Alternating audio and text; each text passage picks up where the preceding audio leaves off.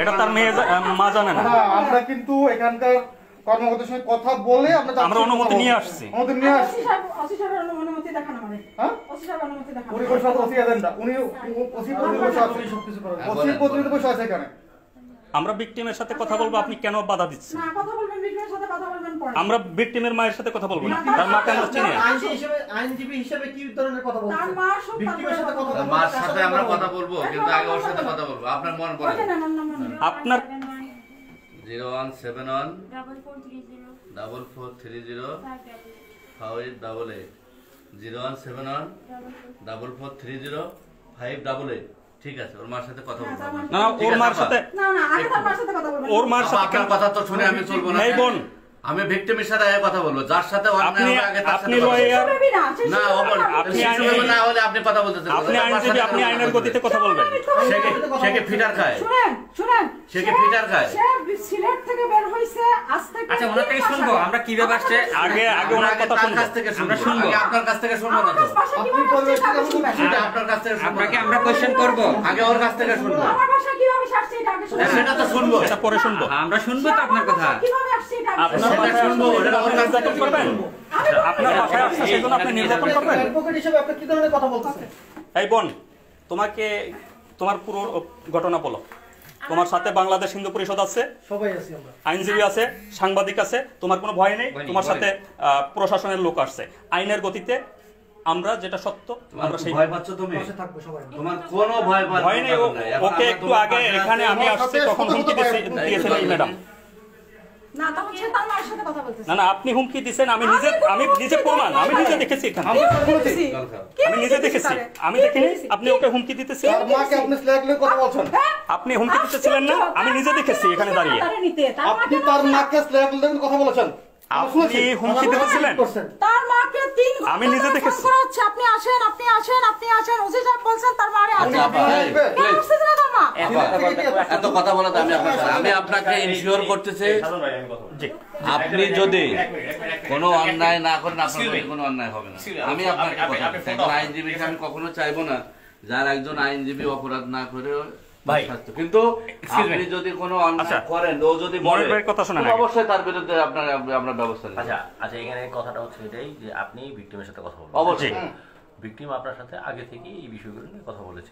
কথা বলেছে আমাদের সাথে, আমাদের কাছে ম্যাচ আমি আপনাকে রেকর্ডিং আছে, সেটা হচ্ছে আপনার প্রতি অনার করে বলছে আপনি একটু বাইরে দেন, আমরা আপনার সাথে কথা বলবো। না সমস্যা নেই, আপনি উনি এখানে থাকো, আমরা অন্য কথা ওনার সাথে কথা বলার ব্যবস্থা করে দিচ্ছি আপনাকে, সমস্যা নেই, কষ্ট করেন না।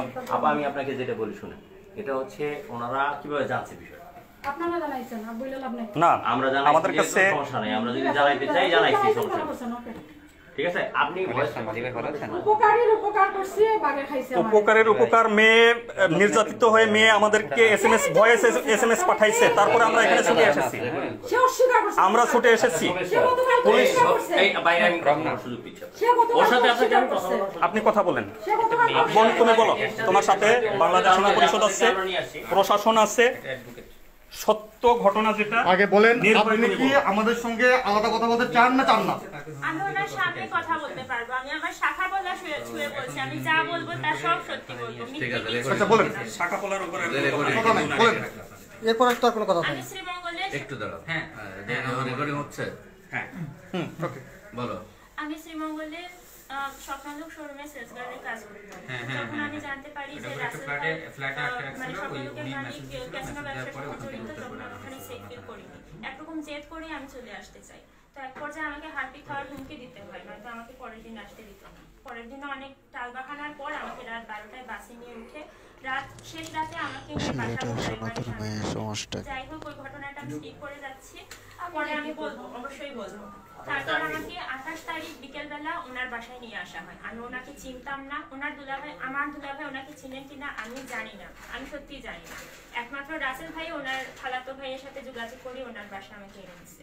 আমি খুবই রিলিফ ফিল করছিলাম যে ওনার বাসায় কোনো পুরুষ মানুষ নাই, আমি ওনার সাথে খুব হ্যাপি থাকবো। আমি উইলিংলি বলছি যে আমি রান্না বান্না সব পারি, আমি আপনার সব কাজ করে দেবো। আমি জানতে পারছি উনি আমাকে বেতন দেবেন না, তারপরে আমি পেটে ভাতে থাকবো, আমি সব কাজ করবো। তারপর আমি স্নান করে আসলাম, স্নান করে আসার 1 ঘন্টার মধ্যেই, ওনার বাসা যাওয়ার 1 ঘন্টার মধ্যে উনি আমাকে প্রস্তাব দিলেন তুমি বরং মুসলিম হয়ে যাও। আমি হেসে উড়িয়ে দিলাম, আমি ওনাকে চটাতে চাইনি, যেহেতু আমি ওনার আশ্রয়ে আছি আমি ওনাকে চটাতে চাইনি।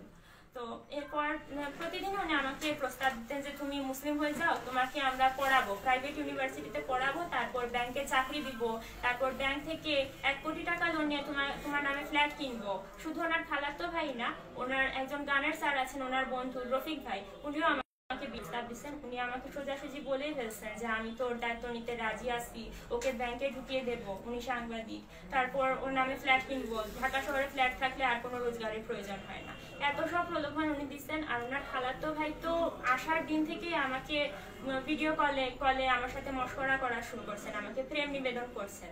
তো আমি চাইনি যে ওনার বৃদ্ধ খালাতো ভাইয়ের সাথে আমার ভবিষ্যৎ জড়া। উনি আমাকে বলছেন উনি আমাকে সিকিউর করবেন, কিন্তু উনি তো আমাকে সারা জীবন সিকিউর করবেন না। এখানে যদি মনে মনে আমাদের কোনো সম্পর্ক দানা বাঁধে, ভবিষ্যতে এটার জন্য আমাকে পস্তাতে হবে। তো আমি চাইনি, আমি মুসলিম হতেও চাইনি, আমি আমার জন্ম সংস্কৃতি ত্যাগ করতে চাইনি। আর কোনো বৃদ্ধ লোক, এমনকি রফিক ভাইকেও আমি বিয়ে করতে চাইনি, আমি আমার স্বামীকে যথেষ্ট ভালোবাসি। তারপর আমি যখন রিপোর্ট টের পাই, উনি আমাকে ফোন দিতেন, এটা আমাকে স্বীকার করতেই হবে, মাঝে মাঝে ফোন দিতেন। একদিন উনি আমাকে ফোন দিয়ে একটা ছবি দেখালেন, ছবিতে দেখা যাচ্ছে একটা হিন্দু সন্ন্যাসী একজনের মাথায় পা দিচ্ছে, আর ওনার এই ফটোটা তো প্রচলিত, এটা দেখে উনি আমার ধর্মের নামে কটূক্তি করলেন।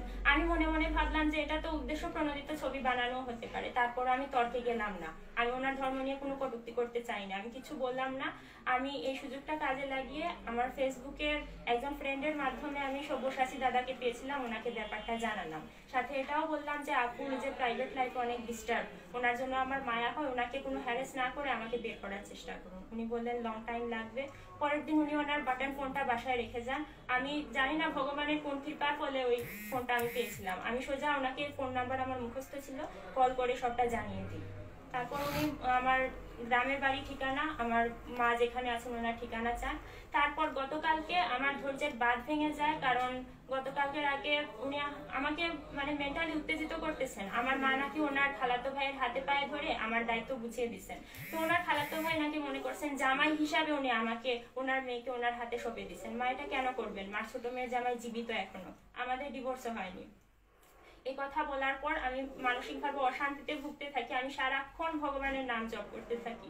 এরপর আমার মাথা কাজ করা বন্ধ করে দেয়, আমি নার্ভাস হয়ে সব্যসাচী দাদাকে সোজা মেসেজ করে দিই যে আমাকে এই বাসা থেকে এই উইকের ভিতরে বের করতে হবে, কারণ আপুর সত্যি সিলেট যাওয়ার কথা। উনি সিলেট যাবেন, আর যাওয়ার সময় আমাকে জিজ্ঞেস করেছেন তুমি 13 তলায় থাকবা না এখানে থাকবা, যদি এখানে থাকো তাহলে শাহেক ভাই আসবেন, এসে তোমার সাথে থাকবেন, তুমি যাতে একা ভয় না পাও, আর যদি 13 তলায় থাকো তাহলে বলবা যে তুমি অলরেডি হিন্দু থেকে মুসলিম হয়ে গেছো। তখন তো আমাকে নিশ্চয়ই বিষ খেতে হতো, নামাজ পড়তে হতো, আর আমি আমার সংস্কৃতি তো ত্যাগ করতে পারতাম না, আমার কষ্ট হতো। এই জন্য আমি ভয় পেয়ে সব্যসাচী দাদাকে সব বলে দিচ্ছি। উনি আমার বোন জামাইয়ের ঠিকানাটা আগিয়ে দিছিলাম, উনি কারো মাধ্যমে হয়তো ওনাকে খবর পৌঁছাইছেন। আর বোন জামাইয়ের সাথে আমার মনোমালিন্য ছিল, ওইটা আমাদের ফ্যামিলিগত অভিমানের কারণে। উনি আরো মাইন্ড করছেন, উনি আমার বোনকে বলছেন তোমার বোনের কারণে আজকে আমার এই দশা, আমার সুইসাইড করতে পারলে ভালো হতো। কিন্তু সেটা তো অন্য ব্যাপার, এটা আমাদের ভাই বোনের ব্যাপার। এই হচ্ছে ঘটনা। এখন যে তুমি কি চাও? আমি কোনো নিরাপদ আশ্রয় চাই। নিরাপদ আশ্রয়। তোমাকে যারা এইভাবে মানসিক ভাবে হ্যারাস করলো বা যারা তোমাকে জোরপূর্বক ধর্মান্তর করার চেষ্টা করছে, তাদের কি তুমি শাস্তি চাও না? আমি কি কোনো হুজুর নিয়ে আসছি? আমি শাস্তি চাই, কিন্তু আমার তো শাস্তি দেওয়ার কোনো ক্ষমতাই নেই। অবশ্যই তোমার ক্ষমতা আছে, তুমি এটা শাস্তি এটা হবে এবং ওনার বিরুদ্ধে আজকে আইনগত ব্যবস্থা হবে এবং অবশ্যই ওনার শাস্তি হবে। এবং তুমি যেটা করছো এটা হিন্দু সংস্কৃতি এবং কালচারকে তুমি রক্ষা করছো, তুমি আমাদের সম্মান বাঁচিয়েছো, সনাতন সম্মান বাঁচিয়েছো। তোমাকে আমরা হাজার হাজার তোমাকে হাজার হাজার স্যালুট জানাই যে তুমি তার প্রলোভনে এবং এই থেকে যে তুমি হও নাই, এটা আমরা তোমাকে কি বলবো, যে এটা আমাদের বলার ভাষা নাই যে আমরা তোমাকে কোনো জিহাদি বইটি পড়াইছে? একটা বই উনি আমাকে দিছিলেন। কি বই? আমি পত্রিকা পড়তে চাইতাম, উনি আমাকে পত্রিকার সাথে একটা বই দিয়েছেন। কথা শুন। বইটার নাম মুমিনী জিন্দেগি। মুমিনী জিন্দেগি। এটা কবে দিয়েছিল বইটা? এটা আমাকে আমার তারিখ মনে নেই, আমি পত্রিকা পড়তে চাইছিলাম। আনুমানিক কতদিন? আনুমানিক 4-5 দিন আগে। আচ্ছা, এটা পত্রিকার সাথে চলে গেছে, পুরান পত্রিকার সাথে চলে গেছে। জিহাদি বই, এটা তো ঠিক আছে আমরা বুঝছি পত্রিকার সাথে চলে যেতে বুঝছি, কিন্তু মুসলিম হতে হবে। এটা কেন বলছি বলতেছি তাকে বিয়ে দিবেন এটা কেন করবেন? আপনার এত দায় পড়ছে কেন? ও আপনি কি আমাকে শুনবেন না না, না, আপনারা আমাকে আগে শুনবেন না আগে আমাকে জিজ্ঞেস করেন আপনার এত দায় আপনার আচ্ছা ওকে ওকে ওকে আপনার ঠিক আছে মুখোশ উন্মোচন হয়ে গেছে। আপনি আমাকে আগে শুনবেন আপনার মুখোশ উন্মোচন হয়েছে। আপনার বক্তব্য বলেন। আমার বক্তব্যটা আমি শুনি। না আপনি শুনেন আপনি আমার কথা শুনবেন তোমার সাথে আমরা আছি সবাই আছে আমরা পাশে আপনি ভয় পাবেন না সবাই আছে সবাই আছে কথা বলি। ধন্যবাদ আপনাদেরকে আপনার অসংখ্য ধন্যবাদ আমরা মার ভিডিও দরকার নাই আমার। আমরা ভিডিও করব। না না মার ভিডিও দেখতে আমরা কথা বলবো প্লিজ এখানে ভিক্টিম যেখানে রিয়েল